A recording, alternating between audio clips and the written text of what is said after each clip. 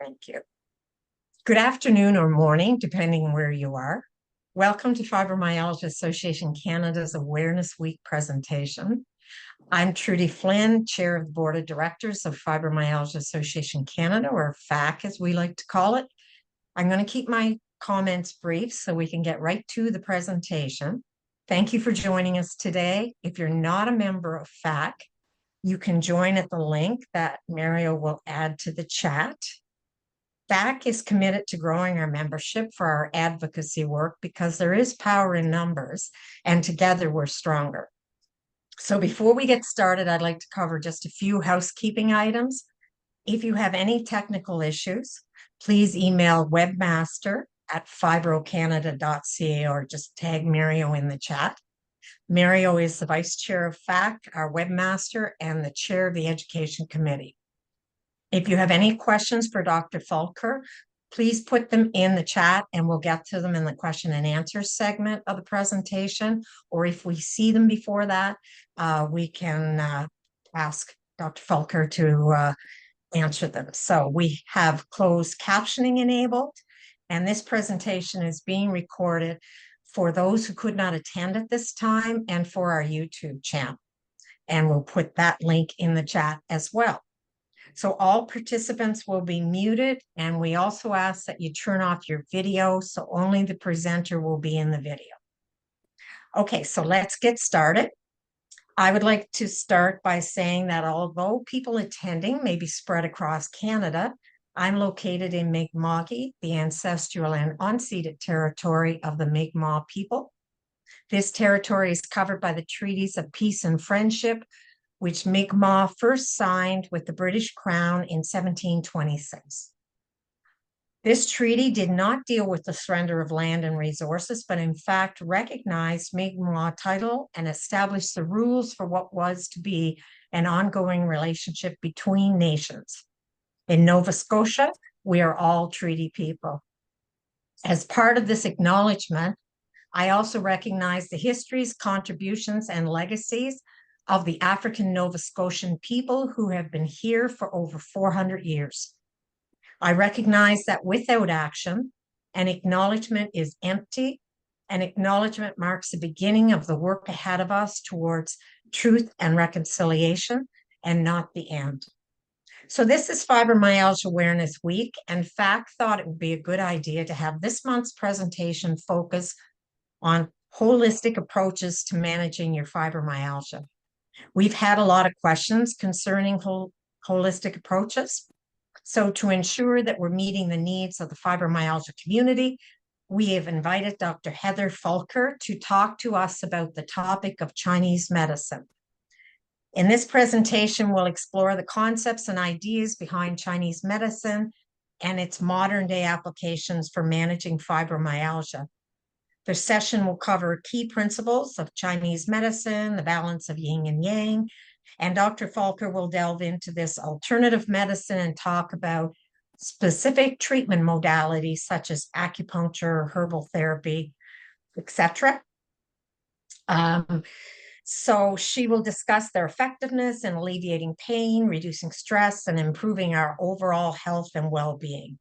And we will gain practical insights on how to integrate these traditional practices into our healthcare routines, offering a holistic approach to managing our fibromyalgia symptoms.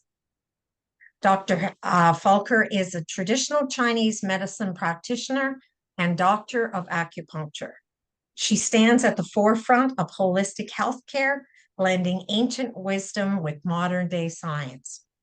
Born with a passion for healing, Dr. Fulker's mission is to ensure that the powerful benefits of traditional Chinese medicine are within reach for every person, enabling them to personally experience the transformative healing potential it holds. Dr. Heather, as I believe she goes by, was raised on a farm in Ontario. These early years not only taught her the value of hard work, but also a holistic and natural approach to living. After 18 plus years as a physiotherapist assistant working in neurorehabilitation, Dr. Heather's thirst for knowledge and a natural affinity for holistic healing later led her to pursue a career in traditional Chinese medicine. In 2018, she achieved a significant milestone by graduating from the prestigious Canadian Institute for Traditional Chinese Medicine. This marked the beginning of a transformative career dedicated to improving the lives of countless individuals, including those with fibromyalgia. So, Dr. Fulker, I will turn this over to you. Okay. Well, thanks very much, Trudy. Yeah, you can just call me Heather. It's okay. Thank you. And as you heard, so I'm I'm a doctor of acupuncture and traditional Chinese medicine practitioner. So I practice here I'm in Calgary, Alberta now. I did grow up in Ontario, but I'm in Calgary, Alberta, and I'm practicing out of a clinic called Intrinsi. And yeah, I am very excited to deliver this presentation today. And I think it's very fitting that it's Fibromyalgia Awareness Week, because there is some great tools and tips in here. And I think it really, this presentation hopefully is going to give a different insight and a different perspective and a different way of looking at fibromyalgia. I'm hoping anyway. So yeah, shall we get started? So I will click my video and disappear into the dark, and you take over. Okay, I'll share my screen here. I hope this works. Okay. Are we up and running here? Yes, you are. Yes. You're in the presenter's view. I don't know if you intend to be there, but. There we go. Perfect. Great. Yeah. So yeah, our presentation today is going to be on Chinese medicine and acupuncture for fibromyalgia. And so, yeah, let's get started here. So in this presentation, I'm hoping to kind of go over a little bit of history behind Chinese medicine, a little bit of history of acupuncture, just to help kind of understand some of the theories and some of how it's incorporated into health and medicine. We're going to go over what a Chinese medicine practitioner is, some of the modalities and education, because for some people, this is sort of a new term. What is Chinese medicine? What is a Chinese medicine practitioner? So hopefully we're going to clear some of that up in this presentation. We're going to talk about some diagnoses in Chinese medicine and how they relate to fibromyalgia, and some of the tools that we use to diagnose in Chinese medicine. So tongue and pulse, we're going to look at a few tongues, which will be interesting. And yeah, where can this medicine fit in with fibromyalgia? How can you use it? And then at the end, we'll talk about some lifestyle tips and for fibromyalgia. So Trudy mentioned there, yeah, if you have any questions, to put them in the chat box. Like, I think if something comes up for you, or if there's a concept or an idea that you're wondering about, please kind of don't hesitate to interrupt me. I might not catch it in the chat, but yeah, if something kind of triggers a thought or triggers like a question, stop me, interrupt me, because I would love to kind of, while it's on your mind and while you're thinking about it, I'd love to kind of address it. So free permission, interrupt away. First thing, so yeah, Chinese medicine. So there's a couple of terms when we're talking about Chinese medicine that are interrelated and like same. So I say a lot TCM, or traditional Chinese medicine. Some people refer to it as Eastern medicine. Some people say Oriental medicine. All of these terms are in this house of talking about Chinese medicine and talking about the theories and concepts behind Chinese medicine. I did want to go into a little bit of a history behind Chinese medicine. So Chinese medicine is very, very old, long before we had kind of Western medicine, the medicine that we know today and use. Chinese medicine's been around. So it's over 5,000 years old. It's a very primitive form of medicine. And so it's really on the observation of nature and watching how nature works, why spring always comes after winter, and utilizing some of these concepts and applying them to health. It's considered to be a complete medical model in and itself. And it uses the laws of nature, and again, sort of applies them to health, looks at and applies those laws to disharmony and disease. I always, when I'm talking about Chinese medicine and doing these kinds of presentations, I always like to throw in this story of Otzi, because for me, I feel like this really solidifies like some of the history here and provides some of that evidence that it has been around for a long time. So the story of Otzi is this is a mummified body that was found up in the Otzi Alps, and his body was actually how he died. His body was mummified essentially, because he was sort of in this ravine, and how the wind came over, his body essentially was mummified. But when they did sort of an autopsy of what was going on, they had found, and you can see in that picture, he had actually tattooed specific acupuncture points. And when they were in this autopsy, they were able to kind of figure out that he had some low back pain. He had had some other issues as well. He had some herbs with him as well. And yeah, so they were able to equate that the points that he had tattooed were specific to kind of his health and his health needs. And if you think about it, like if you know something is going to help you, and you've got, like, let's say like low back pain, and it is,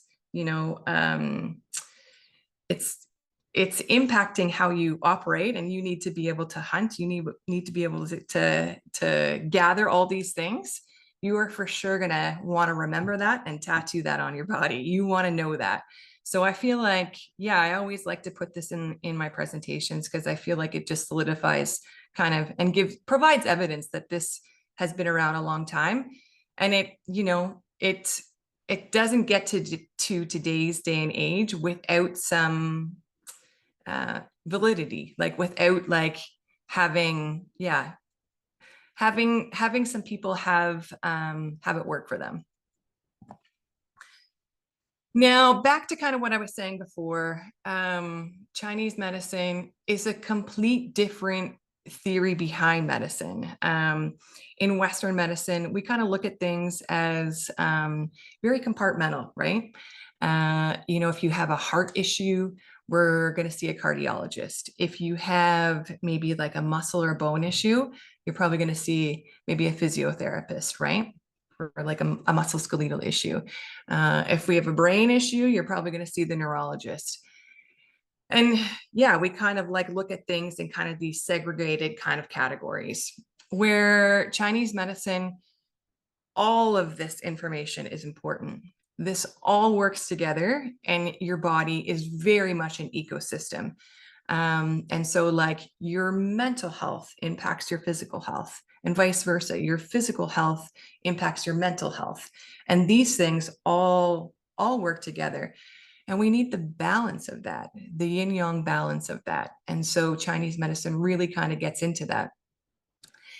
And I did kind of want to address kind of yin yang a little bit and explain that even a little bit further, because I think we're all fairly familiar and know that yin yang symbol. But yeah, what exactly does that mean? And when I'm describing this to clients and patients, when I'm talking about the concepts and ideas of yin yang, I mean, you can break anything into yin and yang. When we talk about day and night, right? So nighttime would be more yin, daytime would be more yang.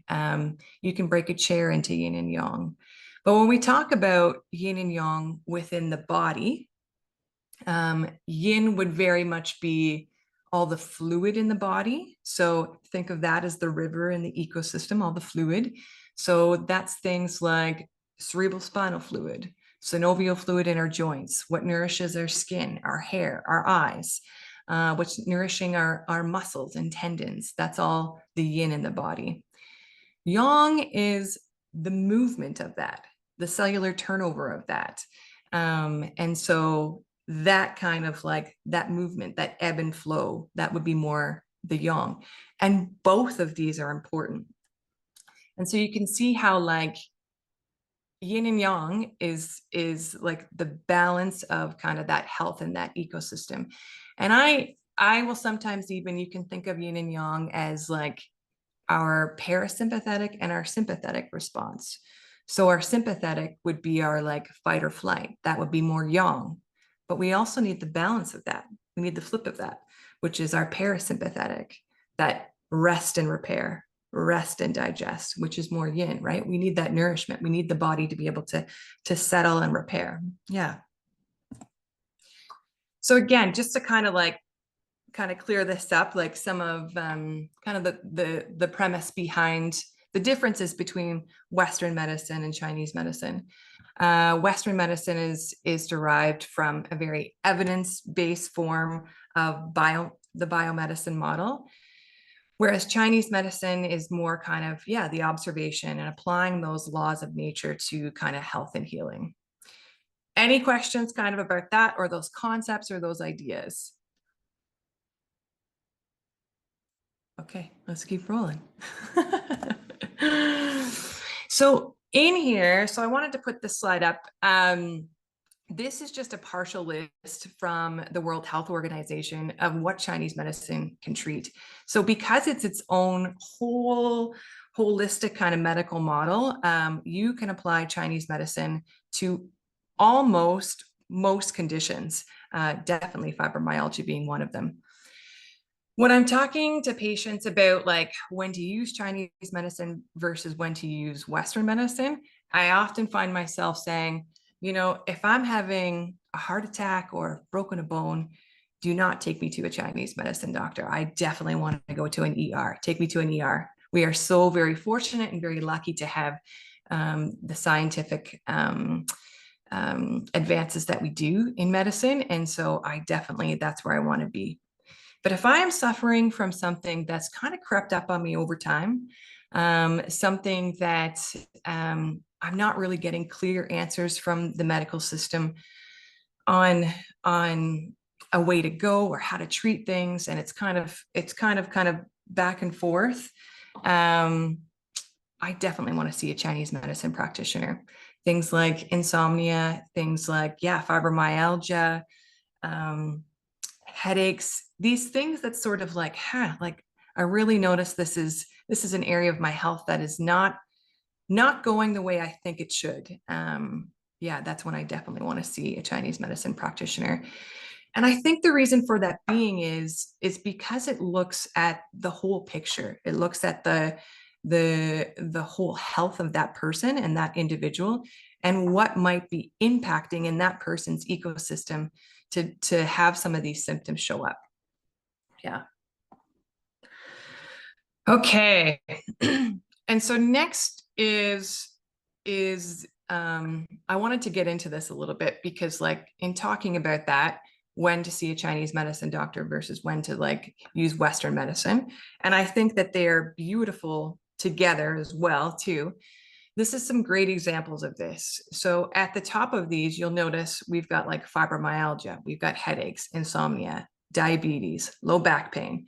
So these are all like common kind of diagnoses that you would get in Western medicine. Underneath, I have written the different Chinese medicine diagnoses and patterns. So even though someone's coming to me with headaches and that's like the symptom, the Chinese medicine pattern could look very, very different. And each one of those patterns I would treat very differently and would show up. Symptoms would be slightly different with each one of those patterns. Does that kind of make sense? Does that kind of help you out? So the top is more in Chinese medicine. This is more the symptom that's kind of showing up for the person and what's going on with them. And underneath would be their root cause. So like the Chinese medicine, where that imbalance is showing up in their own individual ecosystem. So like for fibromyalgia specifically, you know, there's quite a few Chinese medicine diagnoses there that we would look at and kind of figure out where that imbalance is in that person's ecosystem. And there's going to be slightly different symptoms. So even though the whole diagnosis is fibromyalgia, within those diagnoses underneath, there's going to be slight variations for that individual that will show up for that specific diagnosis. And that specific diagnosis from a Chinese medicine model would be treated very differently than, like, let's say, like the liver overacting on the spleen would be treated differently than a damp heat. So the education behind Chinese medicine, and this is specific to Canada. So Chinese medicine, and Trudy and I were just talking about this before, because the education is changing a little bit within Canada, which is great. It's starting to be recognized a little bit more. So you need to study Chinese medicine for 4 years. And then after those 4 years, it's about a year to kind of license, 6 months to a year. You need 420 hours of Western medicine. So when you're talking to a Chinese medicine doctor, they for sure understand the Chinese medicine side, but they also understand quite a bit of the Western medicine. So I think that's really important to know. They also have quite a bit of clinical supervised practice. So 1,320 hours of supervised clinical practice before they can even license. There's also quite a few in Canada. There's 2 national board exams, and for Alberta specific, there's a couple other more practical exams as well. Now, across Canada, so Chinese medicine is actually only regulated in 2 provinces. So it's only in BC as well as Ontario. There's other provinces moving to regulate as well, Alberta being one of those. But currently in Alberta, only acupuncture is actually regulated, but they are moving towards hopefully regulating traditional Chinese medicine as well. It's definitely an up and coming field. And yeah, Trudy and I were talking before, because now in Vancouver, there is a university that has just recognized a Chinese medicine as an undergrad. So that's the first, and that's just been in the last 6 months. So that's very exciting, and I think shows some validity behind kind of the movement of this medicine. So when we're talking about how you come up with like a Chinese medicine diagnosis and like that pattern, so when we went back to kind of fibromyalgia and all the different patterns underneath, there's some things that a Chinese medicine doctor is going to do and look at to kind of come up with that pattern. So first is, yeah, there's going to be lots of questions. Usually the intake form is pretty lengthy. They're asking questions around sleep. They're asking questions around focus, attention, menstrual cycles, diet, energy. They want to know all the nitty-gritty details, even things like urination, bowel movements. All these patterns really kind of help kind of figure out where there could be an imbalance in that person's ecosystem. Next is inspection. So they're probably going to look at your tongue, and they're observing other things too, on a much more subtle basis, of course. So they're looking at your complexion. All of these things are really important in helping to kind of diagnose from a Chinese medicine model. They're also going to be kind of listening and smelling, which I know sounds a bit awkward, but like even sometimes like a more raspy voice, that means something in Chinese medicine versus more like a high-end pitch. And even, yeah, like body odor. Yeah, all of these things are helping, and signs of where there could be an imbalance in that person's ecosystem. And then another thing that they're probably going to do is they might palpate some certain areas, and they're going to do like a pulse diagnosis. So most people are pretty familiar with, like, yeah, finding your pulse, right? Chinese medicine practitioners look at the radial kind of pulse, and they feel it in 3 different positions, 3 different depths, and on both wrists actually. And so, yeah, we look at heart rate, like that piece is important, but we're more so looking at how the blood vessel is moving through kind of the artery there, and how it feels. And is it deep? Is it weak? Like, all of these things help to kind of bring that whole person's health into to get the big picture of things. Yeah, so I wanted to throw up some tongues here, because you can actually tell so much about a person's health by looking at their tongue. The tongue is a map of our whole health, our whole ecosystem. And so, and all the details, again, are really, really important. So like when we're looking at the body, so the whole like size of the tongue, we look at the shape of it, you know, is it really skinny? Is it really fat? We look to see, is there like a heart shape at the end, we might call it. Is there a quiver? Does it deviate to the side? All of these things are a piece and tell us something about that person's ecosystem. Even things like the cracks. Are they horizontal? Are they vertical? Like, all of these things mean something in Chinese medicine. The color, you know, is it really kind of purple, vascular? Is it pink? Is it pale? What are the sublingual veins look like underneath? All of these things mean something. And even the coating, you know, sometimes you can look at a tongue and there's like a thick white coating versus no coating at all. Again, all of this means something. Fascinating, hey? Yeah, and even things like, you know, these are other things that we kind of look at and use too.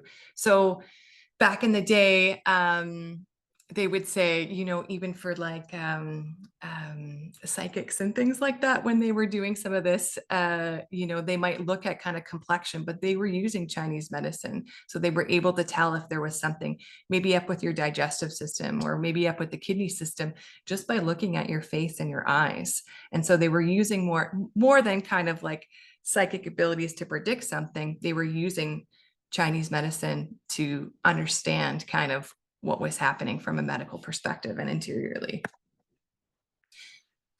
Yeah, okay. So I always like to tell people Chinese medicine is not just acupuncture. I think it can be quickly associated with that. And yeah, for sure, a lot of Chinese medicine practitioners, the first, including me, the first kind of go-to move is acupuncture. But there's lots of people out there that are not comfortable with needles. And so I like to always tell people it doesn't have to be just needles. There is a ton of other things that a Chinese medicine practitioner has in their toolkit. So there's definitely herbal medicine. Each Chinese medicine doctor is definitely trained in herbal medicine and prescribing herbal formulas. Nutrition. So we have a big background in nutrition and what's going to work well for that Chinese medicine diagnosis. Tuina massage. So Tuina massage is a type of massage that is more so kind of like acupressure on specific kind of points.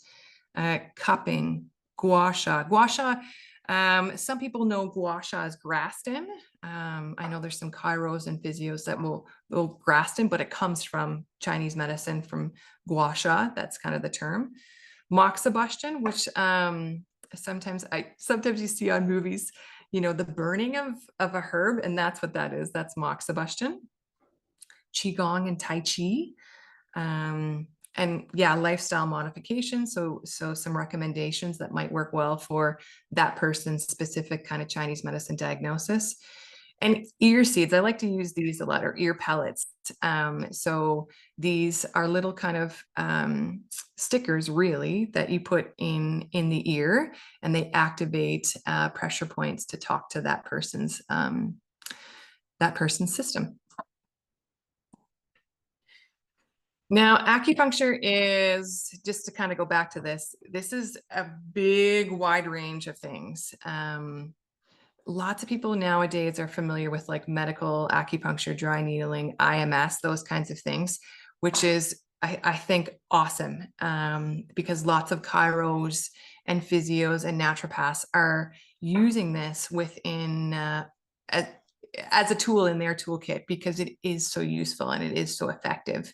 But yeah, there's tons of other kinds of acupuncture. There's scalp acupuncture. There's electrical stimulation, e-stim, and that's applying like an electrical current to the needle. Auricular acupuncture, so that's acupuncture on the ear.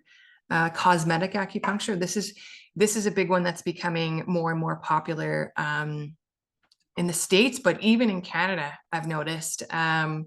So cosmetic acupuncture, a lot of people are looking to move away from Botox, fillers, things like that, and they want a more natural approach. So they're using cosmetic acupuncture. So yeah, it's exactly what you think it is. So it's helping to rejuvenate the face, help with like any wrinkles or and looking for like a more youthful youthful complexion. Yeah, and there's Korean, Japanese, tongue, distal, and not tongue like your tongue, like to you, it's from Dr. Tongue. So it's a style of acupuncture. Okay.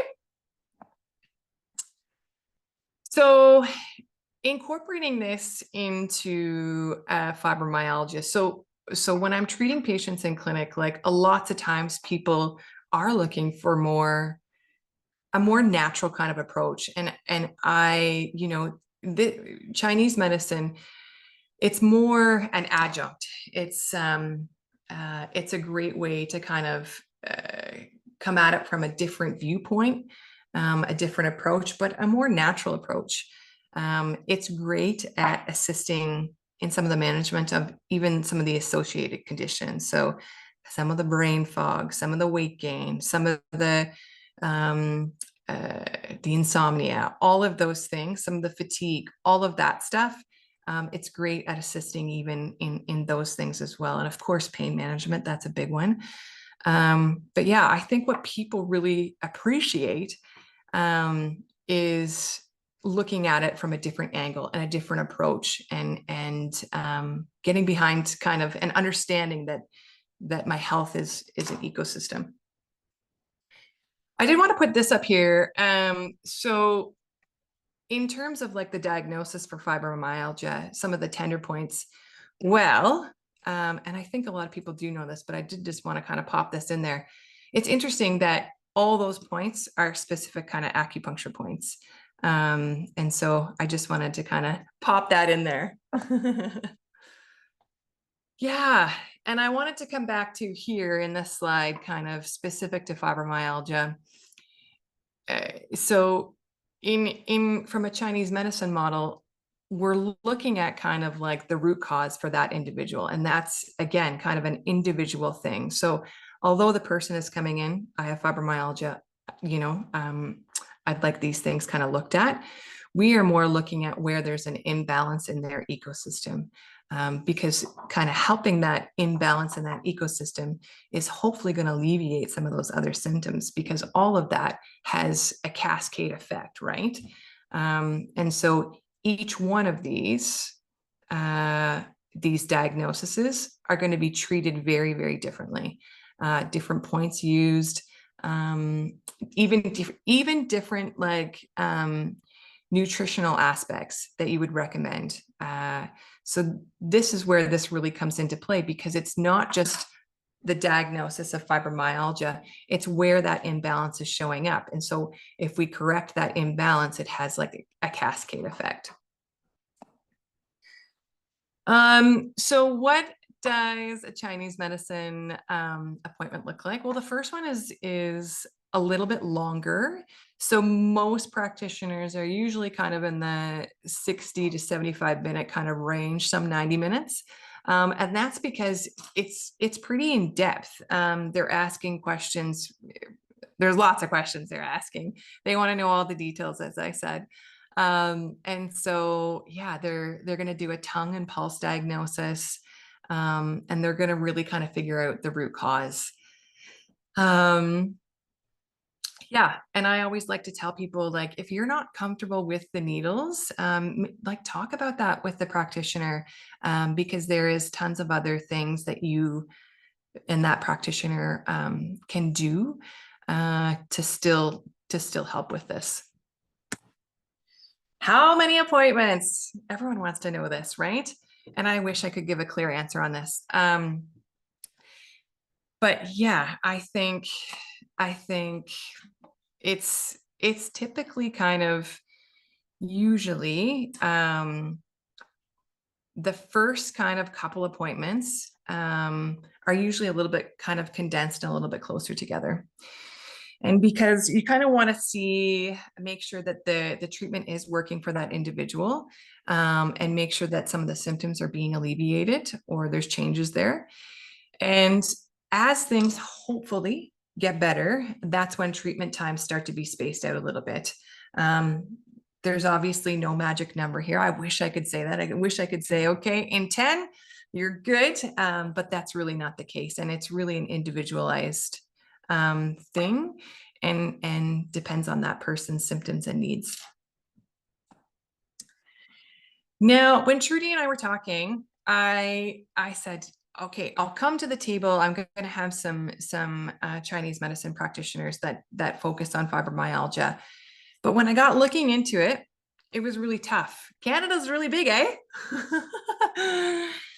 So what I thought would probably be best is I wanted to empower people to be able to find the right practitioner for them. And so I wanted to give you some tips and tricks here to kind of do that for yourself. So I would, for sure do a Google search, check out some of the reviews, ask friends and relatives. I always really, really encourage, most practitioners will do like a free meet and greet, which I think is really important because you need to see if you're going to vibe with that person, if this could be a fit. Maybe it's not a fit for you.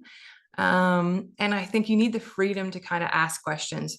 And I always encourage people to ask questions. Have you treated this before? What's been some of the outcomes?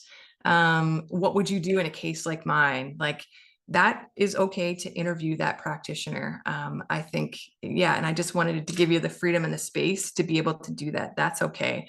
It's okay to ask questions there. And another great resource too is most provinces have like their college. You can search on the college for practitioners kind of in your area as well. So that's another great resource.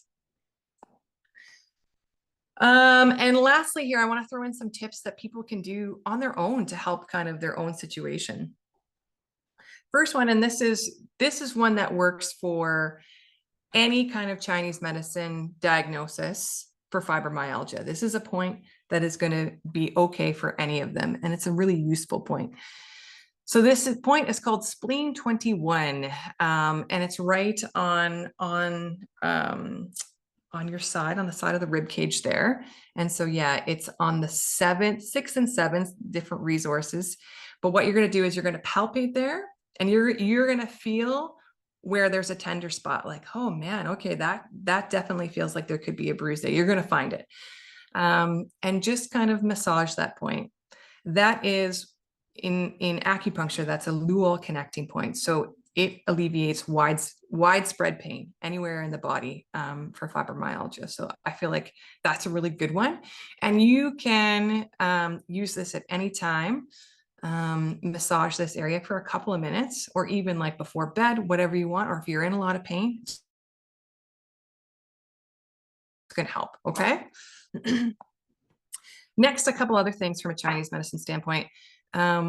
First, nutrition and diet. So for sure you want to, and I'm sure people have heard this before, but you want to remove any inflammatory foods. So things that are processed, sugar, any kind of chemicals in the food, you want to kind of remove those. Also, another piece, and this gets into more specific kind of the diagnosis a little bit, but consider more like foods that are easier to kind of break down in the digestive system. And so more like warming foods, and not only kind of like temperature wise, but also spice. These are some things that you'd want to consider. Yeah, moderate exercise. So things like walking, yoga, qigong, tai chi, these are all great ones to incorporate in. And of course, like easier said than done, but resolving stress and finding ways that can help kind of bring down those cortisol levels. So like for some it's reading a book, for some, yeah, it's going for a walk, meditation, things like that. And that's different for everybody. And so finding ways to kind of do that for you, this is definitely going to help. Yeah. So I think that's it. Are there any questions, any feedback, any thoughts, anything here?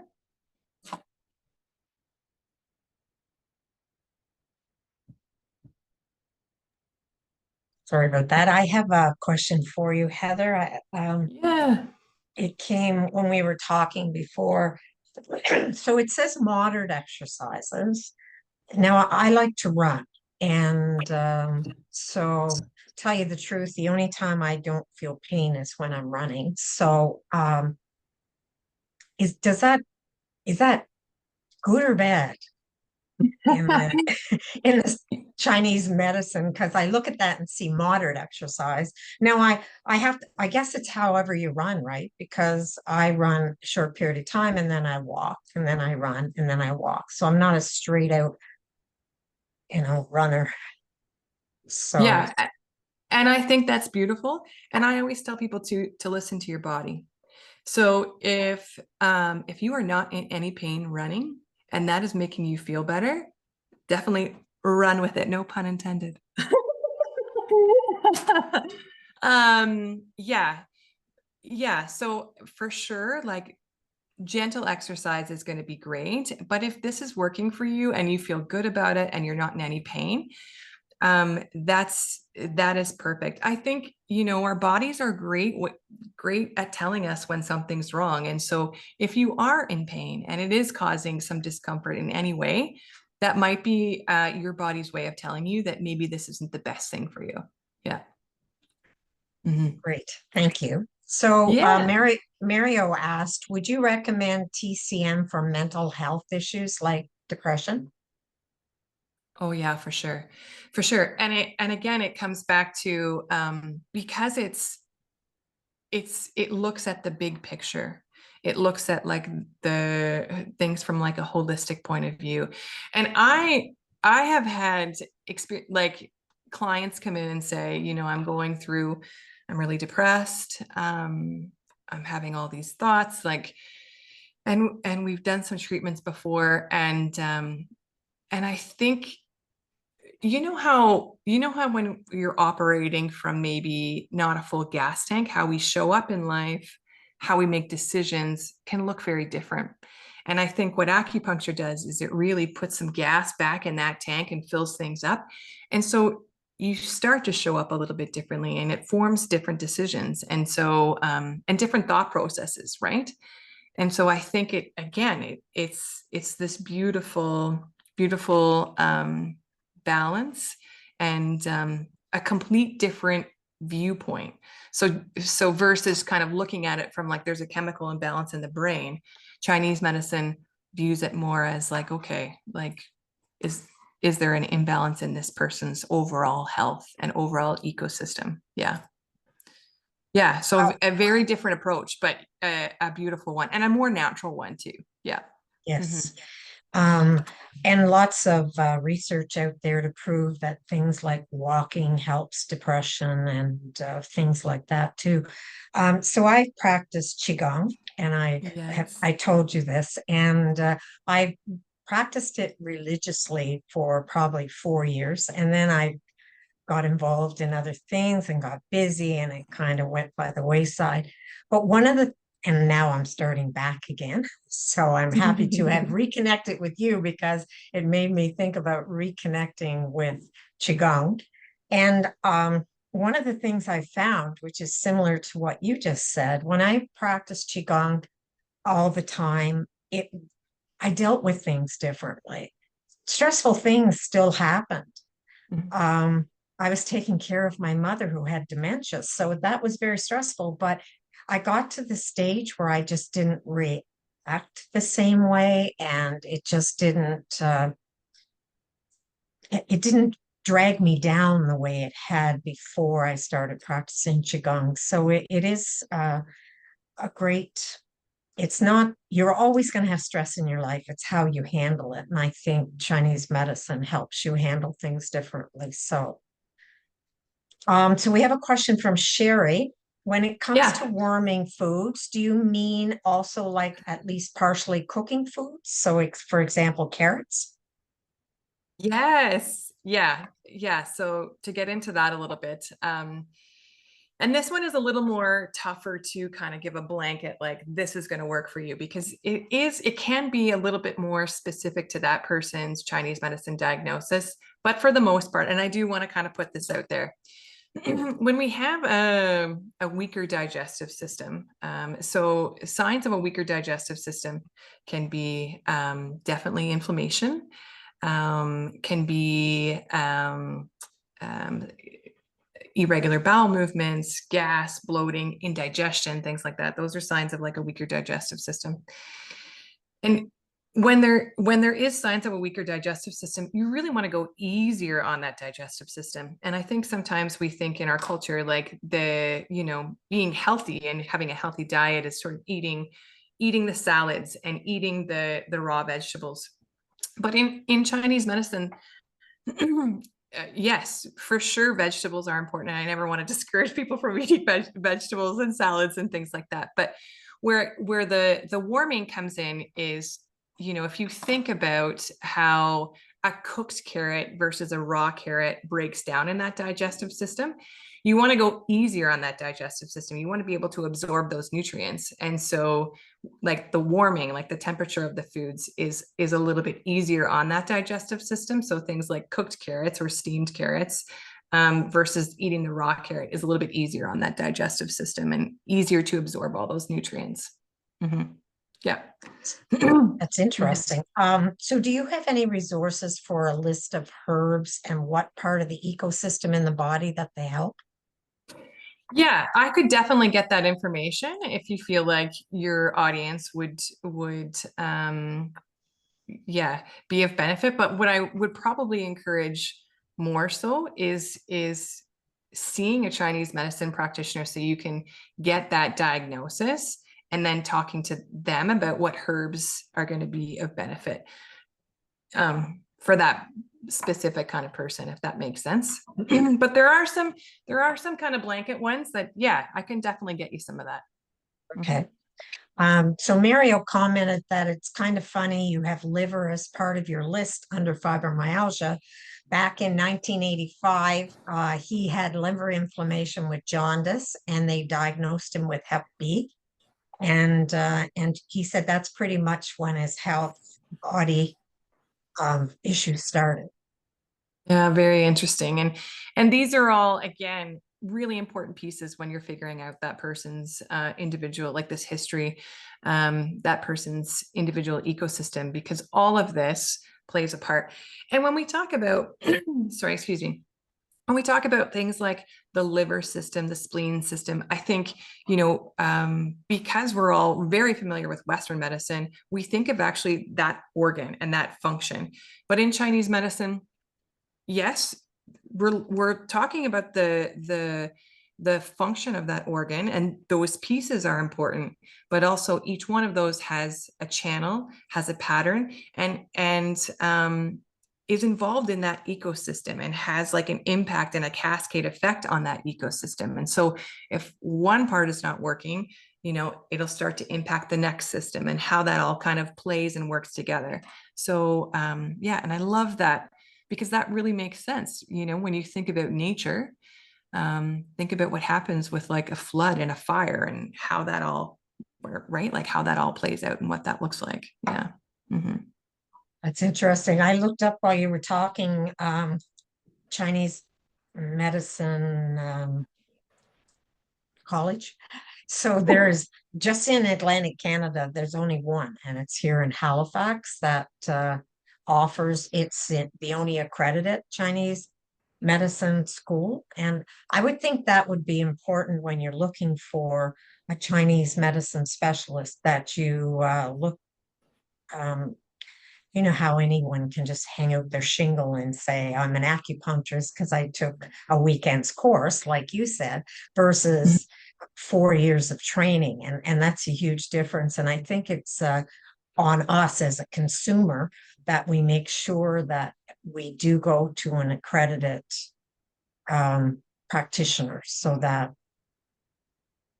yeah, we know that we're getting legitimate care. Yeah, for sure. And with those schools, with those accredited schools, it is a really cost-effective way to get some treatment in, because as you saw, there is a lot of hours that students have to put in before they can even write exams. So there is student clinics where they are being supervised. And so those treatments are really typically pretty cost-effective, between, $15 and $30 a treatment. They're usually but you're obviously getting treated by a student, but that student is supervised by a traditional Chinese medicine practitioner and doctor. So, but it's a great way to kind of incorporate that in, for sure. If That's you're great. on a budget. That's right. And they do offer those at this clinic. It's $35 a session, or you can get it cheaper if you do a bundle of 5 or 10 and they are supervised. So that, I didn't even think of that. That's a wonderful suggestion. So Yeah. it's yeah. And you can also book professional clinics if your problems are more complex. At this school anyway, you can book through them, and they have professionals. So that would be, as you said, a very good place to find a really good Chinese medicine person. So that's great. That's uh Yeah. that's a good recommendation that you look there. So Yeah. Yeah. because I know that when I was going to physiotherapy, they did acupuncture on me, and they admitted to me that they only had a very short study of acupuncture. So there were more physiotherapists, right, than they were acupuncturists. So Yeah. And just to kind of touch on that and to explain that a little bit for people. So, um, so IMS, dry needling, so that's typically kind of the terms you hear from like a physio or a chiro or a naturopath, that when you're getting acupuncture, and they are operating like, and it's very useful. There's a reason that they have this in practice. And what has gone on there is so why the difference between like a couple weekends versus like 4 years? What's happening there? What has gone on is they're utilizing their background in anatomy and physiology, their Western medicine knowledge, and they're showing them specific points, like trigger points, motor points, that are going to help alleviate kind of muscle tension. So that's when they use typically a thicker gauge needle. They'll go in and fish for the point, and the muscle relaxes. This is very valuable. Like, this is awesome that more people are doing this, and that more people have access to this. But when you get it from an acupuncturist, they're coming at it from the model of Chinese medicine. So that's why often needles are more kind of all over. They're looking at those channels, those meridians, how that ecosystem is working. So even though it's under the term of acupuncture, two completely different approaches, if that makes sense. Yeah. Mm-hmm. yes, it does. Yeah. And um, so what could be effective for one person, it might. So say, for example, you went to your physiotherapist and you had acupuncture and it didn't work. Doesn't mean it won't work if you go to an acupuncturist. At least that's Yeah. what I think you're saying. Yeah, that's I think a great point there. Yeah, Trudy, because they're two different medical models that they're working Mhm. from. Yeah. Mm-hmm. That's Exactly. great. Yeah. Yeah. Mm-hmm. Well, thank you, Heather. I know you have to go off to your clinic. You have people waiting for you. So I really appreciate you doing this for us during Fibromyalgia Awareness Week. It's great. And I think that we're finding, I have to say, when I first developed fibromyalgia, and even when FAC started, it was more, nope, we need research, we need traditional medicine. And I'm learning. Getting my eyes open to alternative medicines that work for people too, because traditional medicine really isn't working for us that well. So it's always nice to have, alternative medicine as our self-management in our toolkit, right? So the more we can learn, the better we can help ourselves. So I really, really appreciate you coming today. This has been wonderful. So thank you very Well, much. I am really, thank you for asking me, and I'm really honored to really be able to provide this information, and I hope it's useful for some people. And if there are any questions, or if you do want to get in touch with me, my email was on the last slide there. Yeah, and I am open to, if there are any questions, or if there is anybody out there wondering, or if I can help in any way, like, don't hesitate to reach out to me. Yeah, I'm happy to help. And all those lucky people in Calgary that can actually tap into you. So, and I would like to thank Sherry, who's our web developer and board member, who suggested getting you. So it's wonderful. Thank you very much. Well, thank you for the opportunity. Bye, everybody.